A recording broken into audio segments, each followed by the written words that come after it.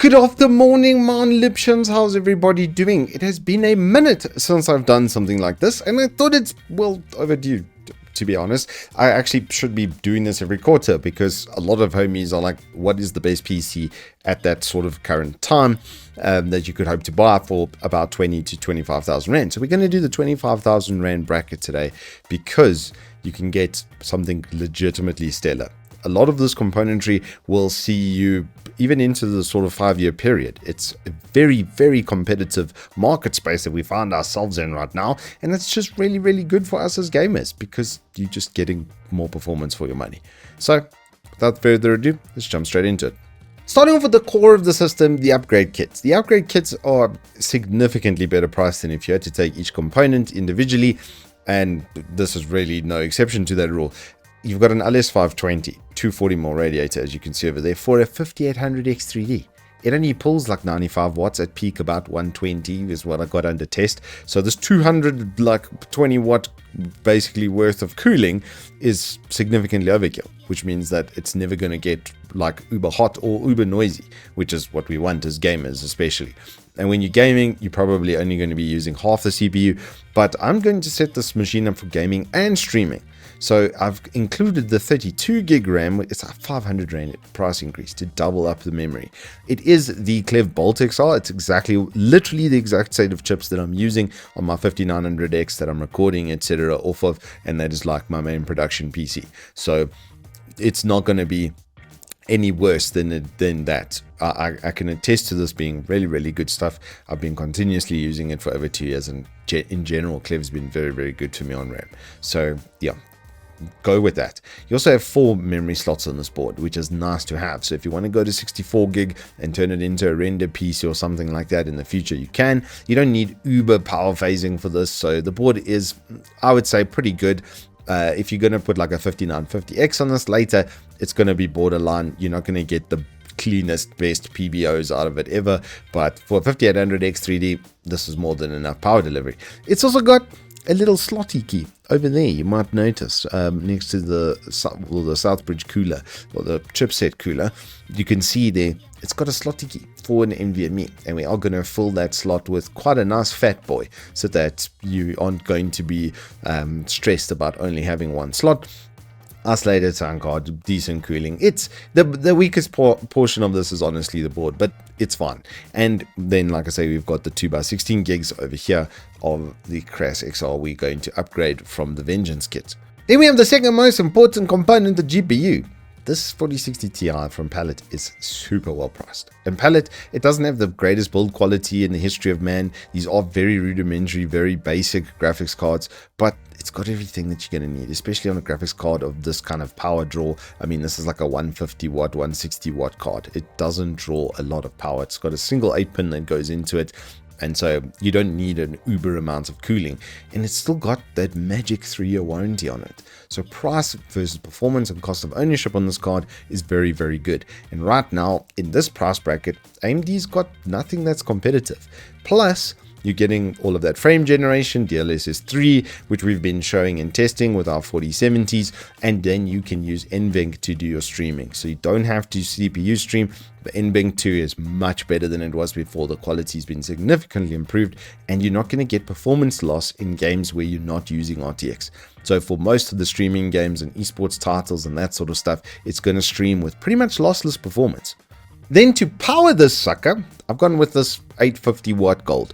It's a really nice long-term power supply. It's coming with a 5-year warranty. It's non-modular, so yeah, there's going to be a little bit of cleanup. Our case is going to help with that quite a lot, to be honest, in this instance, but they very nicely just rubberized cables. They didn't go with the, overbearing kind of sleeving. They just rubberized them, which is honestly the preferred setup. I'm just looking for a picture. You can see how they come out like that, and so they're very pliable. You can tuck them into spaces quite easily to clean up in front of the power supply like that, and it's going to leave your build overall looking pretty damn neat. It's also quite a lot of power. I've run 4090s on these, so it's not going to ever become an issue with that. It's also going to have a lot of surge protection in it. So, with the dreaded load shedding surges, if you've got a surge plug in between this as well, it's probably never going to die.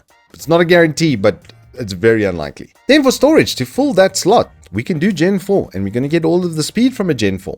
And right now, the XPG 2TB is by far the best price versus performance. It's also got the heat pad on top of it. So while the motherboard doesn't have a heat sink, the heat pad is going to dissipate enough with the airflow that we're going to have in the case that it's never going to thermal throttle.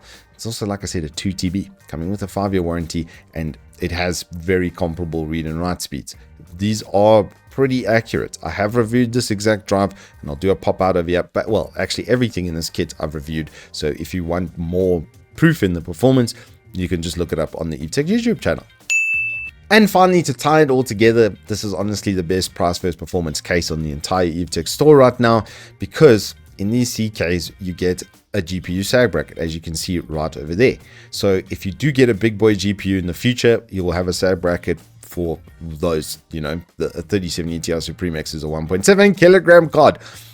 So yeah, that's very, very nice to have. I bought my new case around the fact that the deep cools have GPU sag brackets at a very entry price point. But the really nice thing about this for this build are the 3 fans up front. They're the high quality deep cool fans with full RGB controls, so you can then connect them to the motherboard. If you don't have the connection, they can run from the case. It's got a nice back fan as well, so it's got already some extract performance over there.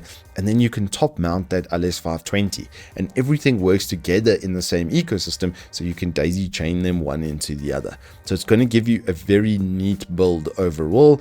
And like I said, if we go into the basement, if I can just get a picture of the rear over here, I don't know if there is one of it open from behind, but there's enough space at the back underneath over here in between the drive cage for you to then bundle up those extra cables nicely and put them in over there.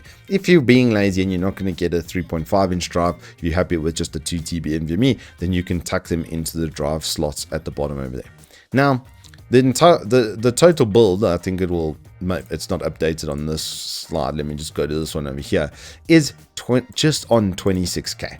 So yeah, it's really the price versus performance here. You can see the quality in the componentry. I'd say the weakest portion is the motherboard, but it's not going to leave you too wanting in most areas. It's got enough connectivity and enough performance in general that, especially for the CPU, it's going to be pretty good.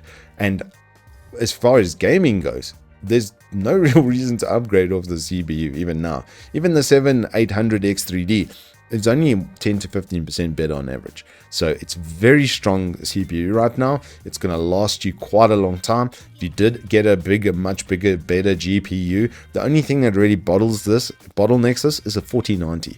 In which case, that's 40 lakh K. I mean, 35,000 Rand for one of those suckers right now. So I doubt you're buying that if you're looking at 25K overall for a PC. Please don't do that to yourself. If you're going to spend 40K on a PC, you can feel free to hit me up on Discord. I'll be able to help you out. All the sales guys will be able to help you out as well. They're pretty knowledgeable. But if you want to, please look for me at one word Wookie XXL on Discord, and I'll be able to help you out. I really don't have an issue to do. I love to do that. It's honestly, this is the entire purpose of why I'm here and why I do these videos and stuff, is to help you guys get the most bang for your buck, get the most frame rates for your rands. And interestingly enough, this exact build I've already proposed to a mate who's a top CS player in the country, one of the very best talents that we have, and we're going to build it for him for CS2. That's specifically so that he can enhance his, because he's playing on honestly an antique even for CSGO. Okay, it's just a little bit old, and yeah, I'll be giving him a bit of poor frame rate performance, and then he can stream and do a whole bunch of content creation around his gaming as well. That being the idea with this is going to give you really good 1080p performance, and then with the 32 gig RAM, it allows you to stream as well. So yeah, this is the most highly suggested build that I can give to you, and I will put all of the components in the comments down below. So if you want to build the cart and ship it, you'll be able to do so. Anywho, hope you guys have enjoyed this. If you have, please do hit us up with the like and subscribe. Please let me know what other price brackets you might want to see in the future, and then I'll do one of these a month even, and we'll do like a 15, 25 and 35K say build over the one a month, so that we can cover each price segment, and then you'll know exactly what you should be looking out for componentry wise. As I say, anyway, have a good one, and I will see you on the flip side.